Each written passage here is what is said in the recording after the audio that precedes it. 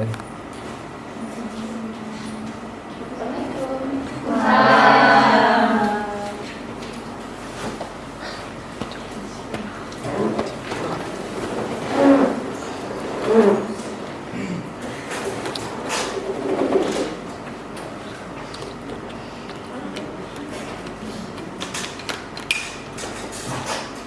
Assalamualaikum warahmatullahi wabarakatuh.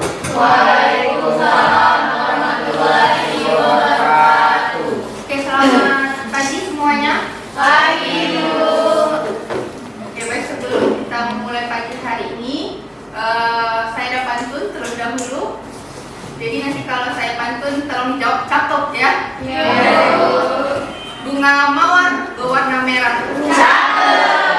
Burung nuri di atas galah. Mentari pagi bersinar cerah. Awali hari dengan membacakan basmalah.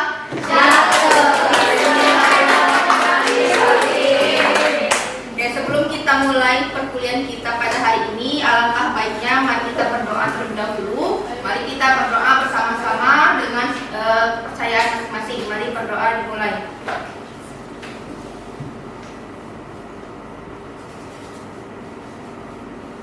Oke, berdoa selesai. Oke, kita absensi terlebih dahulu. Tolong didengarkan siapa namanya yang dipanggil. Anissa Edriani. Anissa Edriani, gimana kabarnya? Sehat? Sehat ya. Oke, Ulfa Sri Julia. Hadir. Udah makan, Ulfa? Belum. Nanti sakit kalau nggak makan. Ini Kenli Puspitarian. Hadir ya. Ada masalah nggak hari ini? Lancar, aman ya?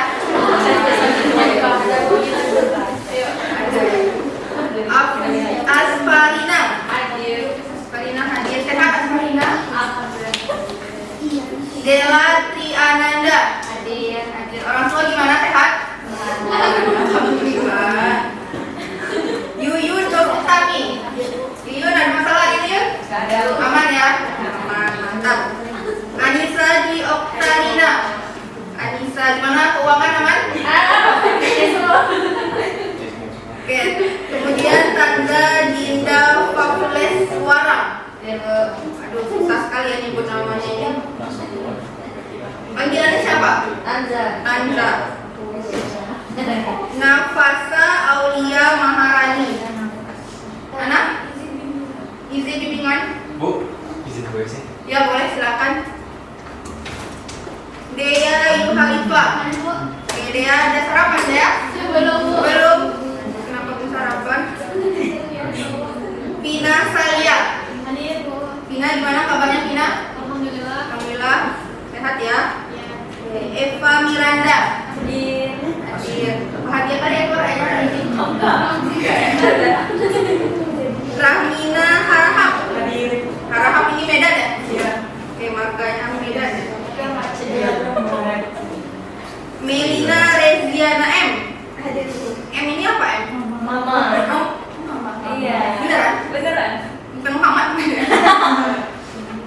Mama itu apa? Singkatan orang tua. Oh, singkatan orang tuanya Mama. Rifki Afif Saputra. Oke, Rifki sehat, Rifki? Yos, siapa nih? Yos Lizal Pesat. Mana?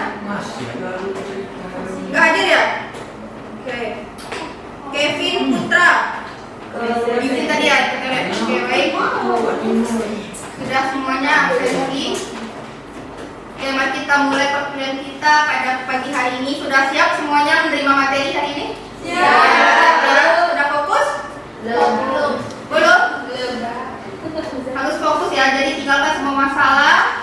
Jadi kita fokuskan ke sini ya. Lupakan dulu semua mantan, semua jangan bahas dulu. Kita akan fokus ke kuliah hari ini. Kita akan bahas farmakologi. Sebelumnya sudah pernah mendengar kata farmakologi? Sudah tahu ya? Farmakologi ada yang belum? Ada yang sudah. Oke, kita akan bahas. Sebelumnya kita ada skenario pembelajaran. pembelajaran di mana di sini ada pendahuluan itu kita sekitar 10 menit, kegiatan penjelasan materi sekitar 40 menit, kegiatan diskusi nanti ada 25 menit, penugasan sekitar 20 menit dan penutup 5 menit. Nah, nanti ini adalah skenario yang harus kita lalui bersama-sama. Kemudian ada lagi pencapaian pembelajaran. Nah, jadi di sini yang pertama mahasiswa harus mampu menjelaskan bagaimana konsep dari farmakologi tersebut. Kemudian yang kedua, mahasiswa mampu menjelaskan definisi obat dan juga tujuan dari penggunaan obat. Dan yang ketiga, mahasiswa mampu menjelaskan penggolongan obat. Ya, jadi ini adalah capaian pembelajaran kita untuk pertemuan hari ini. Oke, kita bahas dulu farmakologi. Nah, jadi farmakologi ini berasal dari bahasa Yunani yang artinya di mana ada kata farmakon, artinya adalah obat, ya, dari bahasa Yunani. Kemudian ada logos, artinya ilmu. Jadi farmakologi adalah suatu ilmu yang mempelajari segala hubungannya dengan obat, ya, baik itu antara obat dengan makhluknya maupun cara kerja obat dan juga efek dari obat tersebut, ya. Jadi sekarang kalian sudah tahu ya, farmakologi adalah suatu ilmu farmakologi yang berhubungan dengan obat. Oke, selanjutnya farmakologi ini ada beberapa cabang ilmunya, sangat banyak, tetapi di sini kita akan bahas tuh hanya 2 cabang. Nanti cabang-cabang yang lainnya bisa kalian pelajari lagi. Yang pertama itu ada namanya farmakokinetika. Farmakokinetika berarti dia adalah ilmu yang mempelajari nasib obat di dalam tubuh atau perjalanan obat di dalam tubuh, ya. Jadi baik itu dari proses absorpsinya, distribusinya, metabolisme dan juga ekskresi, atau sering dikenal dengan proses Hartmann. Nah, itu adalah farmakokinetika, ya, bagaimana tubuh itu akan mempengaruhi obat. Jadi perjalanan obat di dalam tubuh itu dinamakan dengan ilmu farmakokinetika. Sedangkan kalau farmakodinamika itu adalah mempelajari efek obatnya, efek obat terhadap tubuh. Baik itu dari mekanisme kerja obat, kemudian dari bagaimana jaringan ataupun tubuh kita itu terhadap obat bagaimana reaksinya. Oke, jadi beda ya. Bedakan antara farmakologi, farmakokinetika dan juga farmakodinamika. Kalau farmakologi berarti itu ilmu yang mempelajari tentang hubungannya dengan obat. Kalau farmakokinetika itu adalah nasib obat di dalam tubuh atau perjalanan obat tersebut di dalam tubuh yang berhubungan dengan proses Hartmann. Sedangkan kalau farmakodinamika berarti itu adalah mempelajari efek obat terhadap tubuh manusia itu. Oke, paham ya sampai sini ya? Ya. Kita lanjutkan. Oke, sekarang sebelumnya kita bahas dulu obat. Nah, apa itu obat? Obat adalah setiap zat kimia, baik itu secara alami maupun secara sintetis, itu merupakan selain makanan mempunyai pengaruh terhadap tubuh dan dapat menimbulkan efek, ya, terhadap organisme hidup, baik itu secara efek psikotropikanya, fisiologinya maupun secara biokimiawi. Nah, itulah adalah yang dimaksud dengan obat. Kemudian apa aja sih tujuan penggunaan obat? Nah, mungkin kita sudah pernah ya semuanya mengkonsumsi obat.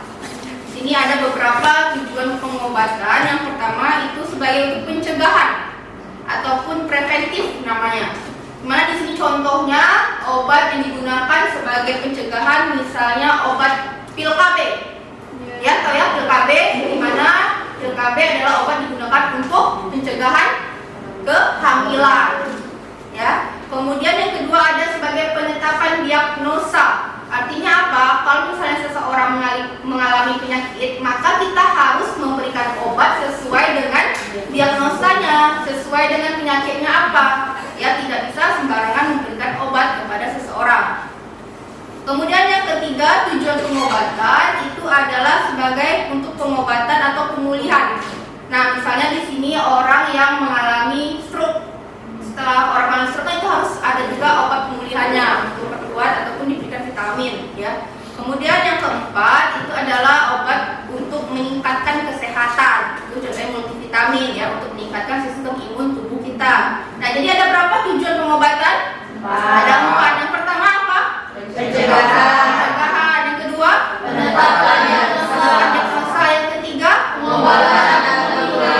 Oke, yang keempat kesehatan. Oke, kita lanjut. Nah, sekarang kita bahas selanjutnya adalah penggolongan obat. Nah, jadi obat sangat banyak, makanya harus perlu dilakukan penggolongan obat. Di mana di sini sesuai dengan peraturan Menteri Kesehatan pada tahun 2000 itu ada beberapa penggolongan obat. Yang pertama ada namanya obat bebas. Artinya apa? Obat bebas, obat yang dapat dibeli atau ditemukan secara bebas. Baik itu di apotik, baik itu di toko obat yang berizin, maupun di supermarket ya, di warung.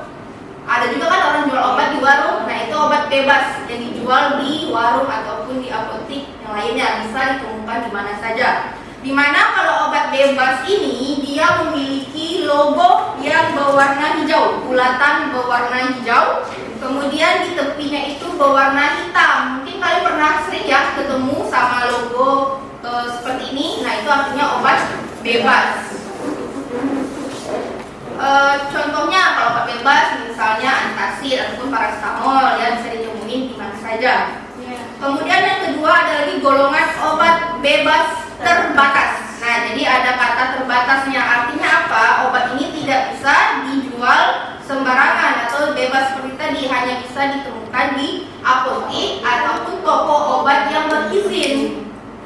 Di mana di sini obat bebas terbatas memiliki logo bulatan berwarna biru dan tepian itu berwarna hitam. Artinya di sini obat bebas terbatas biasanya di kemasan obat bebas terbatas itu ada peringatannya. Pernah nggak ketemu? Kalau misalnya di obat bebas terbatas di dalam itu ada peringatan awas obat keras, misalnya tidak untuk ditelan misalnya, ya. Nah, itu kan ada peringatannya di setiap kemasan. Itu termasuk obat bebas terbatas dan juga jumlahnya itu juga terbatas. Tidak bisa kita membeli obat secara sembarangan, jumlahnya harus ada batasannya juga. Kemudian yang ketiga adalah obat wajib apotik. Nah, artinya obat wajib apotik di sini ada peran apoteker di apotik. Artinya obat wajib apotik, kita kalau membeli obat wajib apotik harus diketahui oleh si apotekernya. Kemudian apoteker itu langsung menyerahkan obat tersebut kepada si pembeli tadi. Kemudian diberikan semua medikasi, diberikan informasi bagaimana cara penggunaan obat yang baik dan benar. Nah, ini kan bisa kita beli di apotik, tapi harus dengan apoteker yang membantu kita untuk mengetahui cara kerja obat dan juga bagaimana penggunaan obat yang baik dan benar. Misalnya asam mefenamat ataupun ada yang lainnya. Kemudian ada lagi obat keras. Obat keras ini lambangnya sangat familiar ya sama kita, di mana ada huruf K, kemudian di bulatan itu warna merah dan di tepinya berwarna hitam. Nah, kalau obat keras artinya obat ini berbahaya, tidak bisa digunakan secara sembarangan dan tidak bisa juga ditemui di sembarangan tempat. Hanya bisa dibeli di apotik dan harus dengan resep dokter. Apa contohnya? Obat keras. Kalian tahu Pak? Ya, betul, antibiotik. Nah, antibiotik itu adalah termasuk dalam obat keras dan harus menggunakan resep dokter. Tidak bisa digunakan secara sembarangan. Tapi banyak orang yang menyalahgunakan obat antibiotik. Oke, kemudian ada lagi obat psikotropika. Nah, obat psikotropika ini adalah obat yang dapat mempengaruhi mental kita ataupun perilaku seseorang apabila menggunakan obat psikotropika.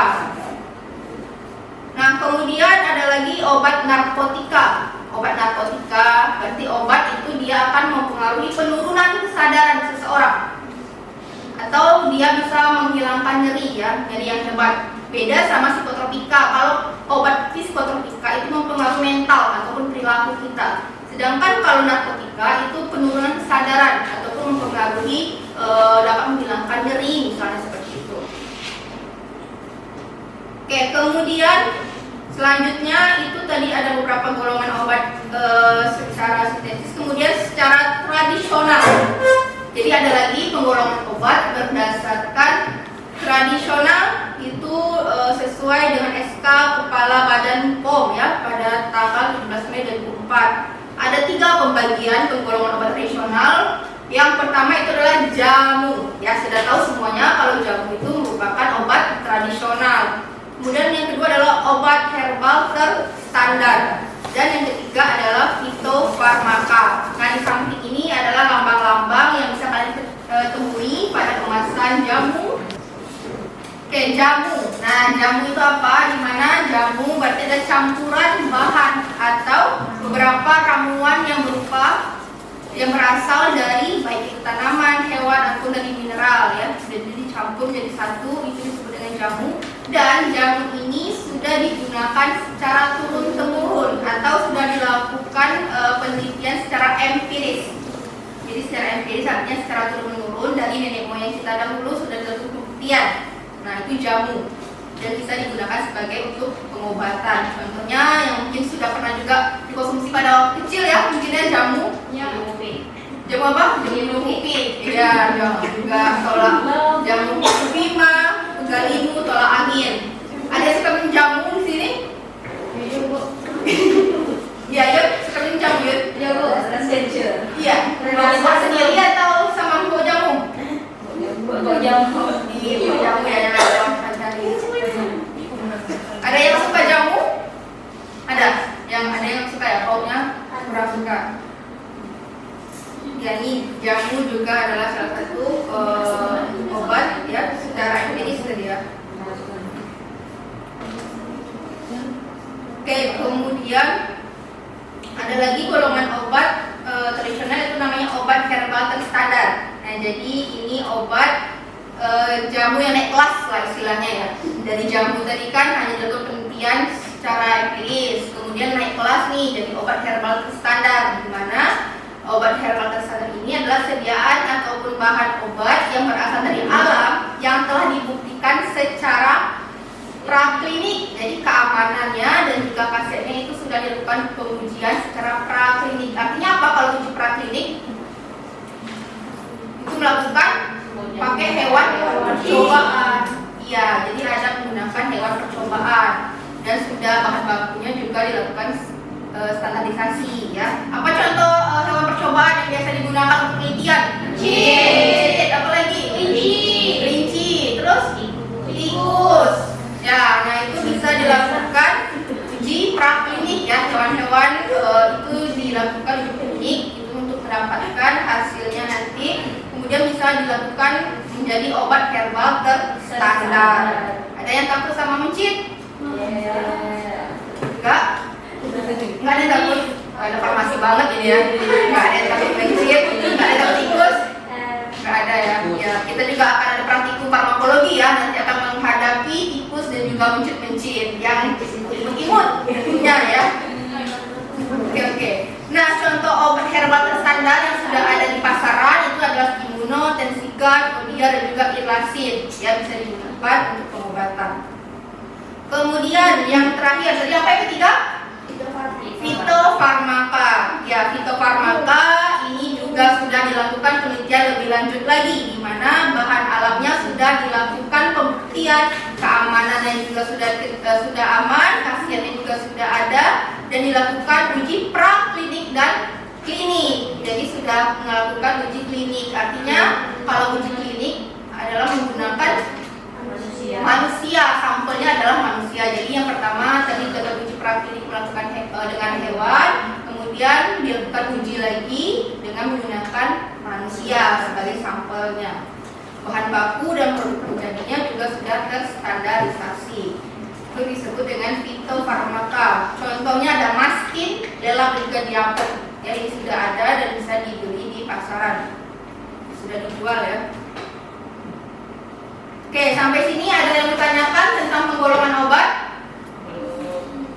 Kalau tidak ada pertanyaan, kita akan masuk ke dalam penugasan atau diskusi kelompok. Nanti saya akan bagikan kalian dalam beberapa kelompok, kemudian kalian diskusi tentang bahas contoh-contoh penggolongan obat yang sudah kita bahas tadi ya. Ada apa aja? Ada obat bebas, bebas terbatas, obat wajib apotik, obat keras, obat psikotropika dan juga obat narkotika. Nah, nanti kalian bagi kelompoknya itu di sini ada berapa orang? Bagi 5 kelompok ya. Bagi 5 kelompok. Nanti siapa ketuanya di sini? Rifki. Nah, Rifki nanti tolong bagi teman-temannya menjadi 5 kelompok, kemudian kalian diskusikan per kelompok apa-apa saja contoh-contoh penggolongan obat ya. Masing-masing itu minimal 5 buah. Misalnya obat bebas contohnya apa saja yang minimal 5. Nanti kalian cari, kalian diskusikan, kemudian baru kita bahas bersama-sama. Oke, silakan kalian ambil posisinya sesuai dengan kelompoknya masing-masing. Ya, saya kasih waktu 25 menit untuk kalian diskusi bersama kelompok kalian masing-masing, dan tugasnya nanti dibahas. Kemudian masing-masing juga harus tahu ya, per orang jangan hanya per kelompok, tapi minimal kalian per orang juga harus tahu dan catat nanti apa tugasnya. Oke, silakan dimulai. Oke, untuk per kelompok.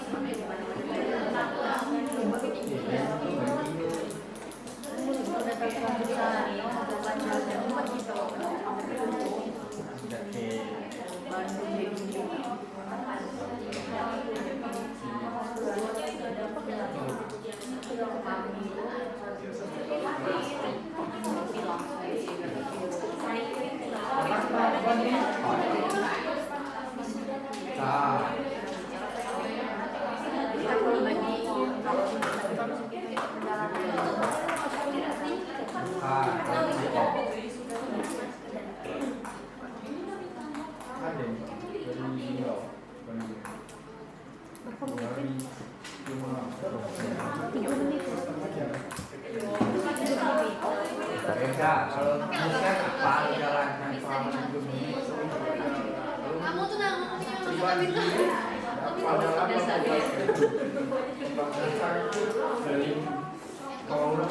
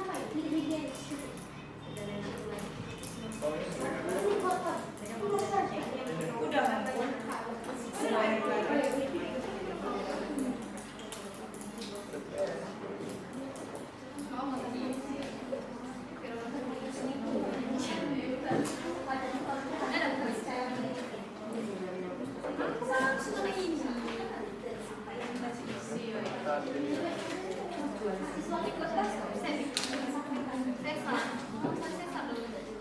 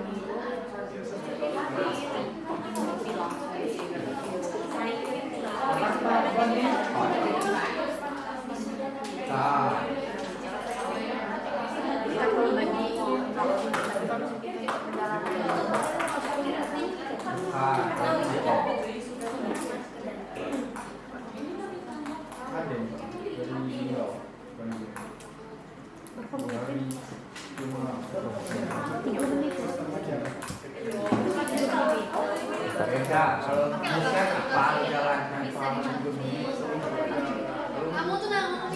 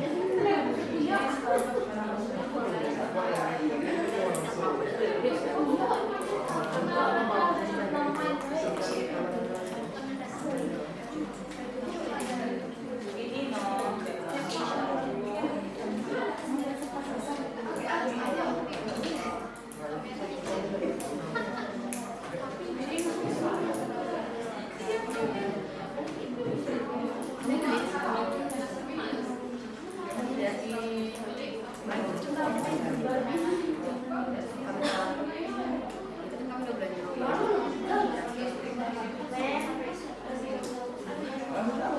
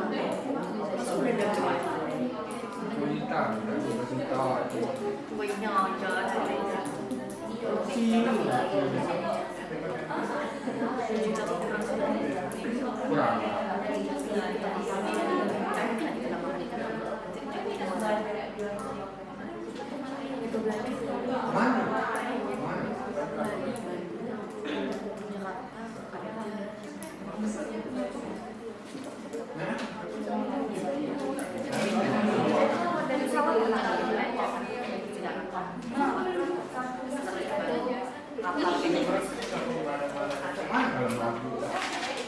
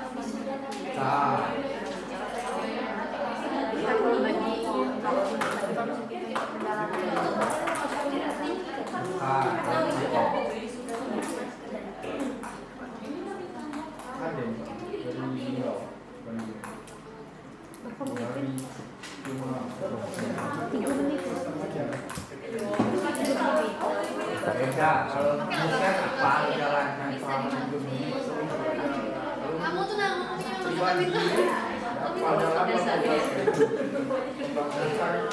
saling komunikasi.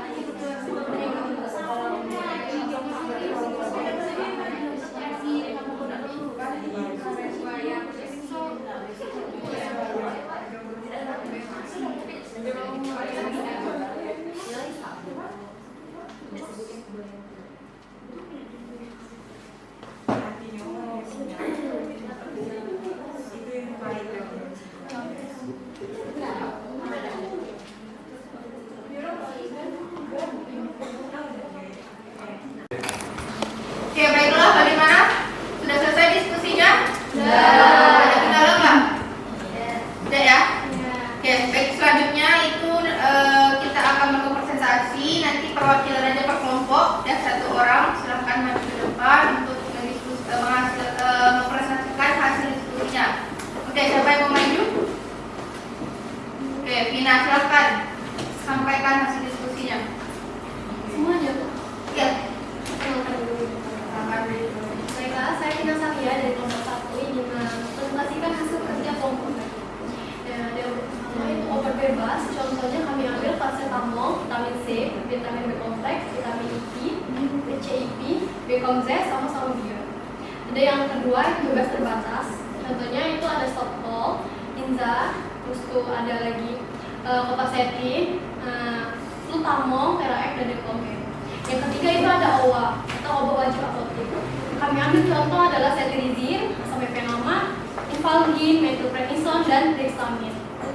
Dan yang keempat itu ada obat keras.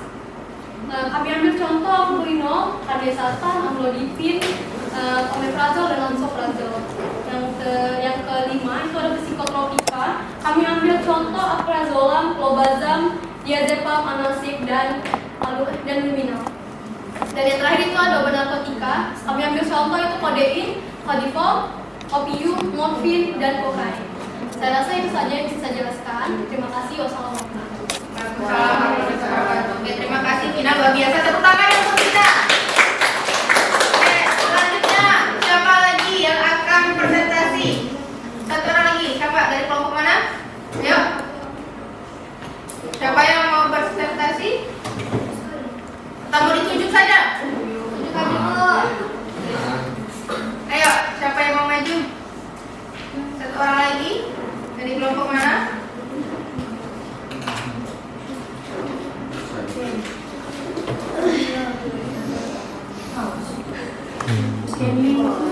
Oke, silakan maju. Siapa? Ayo.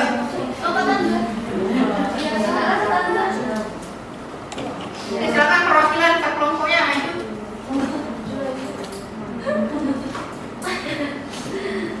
Ayo, cepat.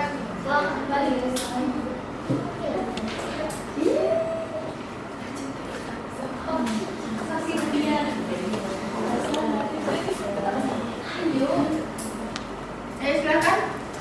Siapa yang mau maju perwakilan kelompoknya?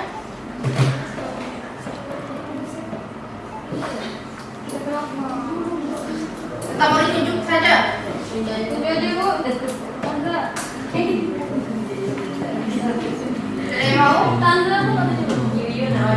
Ya Tanda, silakan Tanda. Silakan Tanda. Sampaikan hasil diskusinya.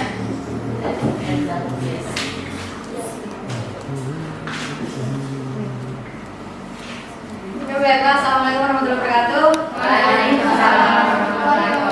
Di sini saya akan mempresentasikan hasil dari diskusi kami, di mana tadi ada disuruh cari contoh obat dari obat bebas sampai dengan hingga obat narkotika. Di sini yang pertama ada obat bebas dengan logo hijau, garis tepinya warna hitam. Contohnya itu ada paracetamol, antasida, promak, oralin, dan diatas. Selanjutnya ada yang obat kedua yaitu obat bebas terbatas. Contohnya di sini adalah CTM, Decolgen, Vicks, Dulcolak, dan Antimo. Dan selanjutnya ada obat OA. Obat wajib apotik itu contohnya ada asam mefenama, terus bromhexin, ada betamethasone sama chloramphenicol. Selanjutnya ada obat keras. Obat keras di sini ada contohnya yaitu amoxicillin, metformin, amlodipin, dexamethasone, dan piroxicam. Selanjutnya ada obat psikotropika, di mana contohnya itu ada diazepam, alprazolam, luminal, clobazam, dan estazolam. Yang terakhir itu narkotika. Narkotika ini di mana simbol lingkaran warna putih, garis tepi, dan simbol palang medali merah. Contohnya itu ada kodein, heroin, opium, metamfetamin, dan morfia. Oke, cukup sekian. Itulah hasil dari presentasi kami. Assalamualaikum.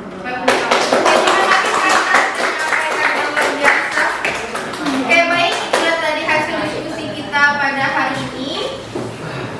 Jadi nanti untuk tugasnya ini nanti kalian bahas lagi ya di rumah bagaimana contoh-contoh obat-obat di depan. Oke. Kemudian untuk perkuliahan kita pada hari ini mungkin cukup sampai di sini dulu. Sebelum itu ada pantun terlebih dahulu sebelum saya menutup. Jangan lupa bilang